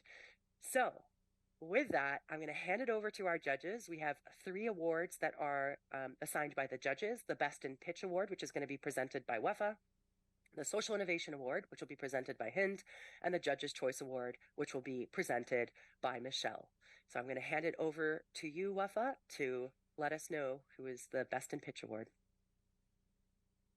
Hello, everybody. It has been an incredible journey listening to each of the pitches today. Each of you brought forth ideas full of potential, passion, promise. As judges, I think the decision-making process was inspiring, a little challenging, especially given the sheer quality and innovation that was on display today. Even in the digital realm, the essence of a pitch really remains the same, right? The ability to communicate a vision, to solve pressing problems and spark enthusiasm in the audience. Today, there was one pitch that not only accomplished all of this, but went beyond. It tackled an issue that is often overlooked, an issue that carries with it profound societal implications. And without further ado, I would like to give that award to Cana. The team behind this pitch, Jimena, really kind of shed light on the transformative power of equipping these women with both psychosocial and digital skills, thus facilitating their re-entry into the workforce and into society. This wasn't just a pitch about a business model or innovation. It was really a clarion call for society to change and a beacon of hope for a brighter and more inclusive future. So it's with a lot of pleasure that I announce this Best in Pitch Award to Cana, and thank you so much. Congratulations, Cana, and our Social Innovation Award, Hind. Good morning. I am inspired by ordinary people doing extraordinary things, and I want to thank all of you for doing that this morning for all of us. We walk away with a greater understanding of how the human spirit has the ability to move mountains and impact change on the ground. Social innovation to me combines passion and technology to address a problem. And I want to congratulate Dr. Murali from the National Cancer Society of Malaysia for doing that today to all of us. Your pitch on how you're addressing vulnerable populations, empowering women, and really going after from a community perspective inspired us all. And I want to congratulate you on the work you've done and will do. Thank you so much, Hind. And both of those awards are $3,000. And now our Judge's Choice Award is presented by Michelle, and that is for a grand total of $5,000. Michelle. Right. Just echoing the thanks, the privilege it was to even be a judge amongst this was just so rewarding. And just thank you. I mean, throughout the entirety of this programming, it has been amazing to watch each of you, your organizations grow. I think today, this Judges Award is truly one where, with my colleagues on the line, right, it's where we found the scoring to be the highest amongst all of the different presentations that we heard. And that's really how the Judges Award was given. The presenter for this and the organization and the work, there was just such a clarity behind the presentation, the personal share and the passion that was brought in the delivery and talking about this today. And then, of course, the holistic approach that the organization is doing, both within the community aspects, but the diversity of the groups being served are really what led us to pick Siyafunda as the Judges Award for the scoring from today. So congratulations, absolutely impressive. And thank you to everyone that was joining us today and doing the pitch and being part of this accelerator more broadly. Thank you very much. And there was quite an intense rubric on the back end to reach all of these awards. So thank you to our judges for your time and for also your thoughts as we've gone through all the pitches to get here today. So congratulations to all the Judges Award winners. Now I'm going to move us over to our People's Choice Award winners. Now, between the 1st and the 15th of October, we had an open call for people, the general public, to vote for their organizations that resonated most with them. I'm proud to inform you all that we had 4,959 votes over the course of those 14 days, and we had over 36,000 engagements across the platform. That includes shares and video downloads and visits from 63 countries around the world. So first and foremost, that is amazing that you guys were able to really culminate and bring together your entire network around this. And if anything, the visibility, hopefully, that you guys got from that will amount to additional partnerships and fruitful engagements to come. Without further ado, I'm going to announce the People's Choice Award winners. So in third place for $1,000 is, drumroll, Cana. Yay. And then in second place for a grand total of $2,000 is the Souls Foundation. Yay. Congratulations to the Souls Foundation team. And in first place for $4,000 was Dignity for Children Foundation, which received the first place for the People's Choice Awards. So congratulations to all the organizations for mobilizing your networks and doing amazing work. I will say that the organizations that participated in our accelerator, we actually invested into the organization at whole. So who you're seeing today are the people that were put forth as representatives from their organizations, but our team, through our mentorship and technical expert work and through the educational curriculum over the last 6 months of the accelerator, has infiltrated, hopefully in a great way, across the institutions and organizations. So while our representatives here are here on behalf of their organizations, we also want to applaud everyone behind the scenes who's doing the work in the field, your admin, everybody who has helped get us here. And there's so many people in each of your organizations that powers the work that you do. So please do share our congratulations to your network. Now, the Audience Choice Awards were selected by all of you watching live here today. So without further ado, third place award for $1,000 is Digify Africa. So congratulations to Gavin and the Digify team. And in second place, we have eCubed for $2,000. Congratulations, Christy and the rest of your team. And our first place winner for the Audience Choice Award that was selected by our real-time audience here today is the Souls Foundation. So congratulations to Danu and your team. And again, this work would not be possible without so many people behind the scenes. So I really hope that we can all celebrate these organizations beyond what we have here today. You are invited to visit our Social Innovation Lounge at the wrap of this.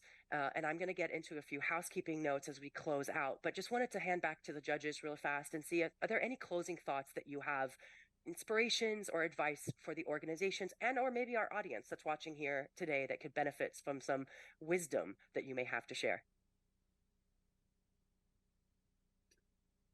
I guess I'll kick it off. The journey, the entrepreneurial journey is difficult. You're often not seen. Challenges are usually in private, but I want to encourage you to push back all the discomfort and any challenges you may have, because it does get better and you're here for a reason.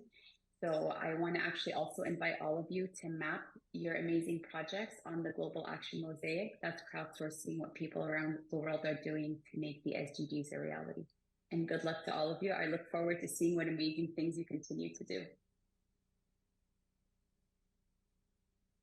My closing statement here is actually going to be a push to amplify all of you, 10 organizations, again, to the audience that's still with us. You've heard from them. You see the work they're doing. You know where their websites are. This isn't meant to be something that's only supported by a handful, but hopefully by the many. So please do reach out and connect with these groups. They're so amazing. And of course, we want to just amplify and spotlight them as much as possible, not just from the side that we're all sitting on, but from you all who took the time today to come out and support as well. So thank you. I will echo my colleagues in thanking you for all of your efforts and the vision and passion that you put into your projects. I simply encourage you to think of all these different challenges that you might face as stepping stones, and just let your vision be your guiding light as you continue to engage in these projects that will impact your communities so profoundly. So thank you very much. And this has been a really inspiring morning for me, and I'm very grateful for that. And thank you, everybody, and join us in a collective round of applause for all of you all, not just for this amazing pitch. And it takes a lot of work to prepare for a global pitch. And I've seen the iteration of your decks. We've seen the evolution. For people to think that it's easy to put together a 7-minute presentation around, decades of work. It is not. So congratulations to all of you for the time, for the investment, for the resources, but most importantly, for the work that you are doing every single day for the people that you serve in the communities that you serve. And that is what brings us here today. And I am inspired by every single one of you and have hope for a better future because of the leadership of every single one of you here today.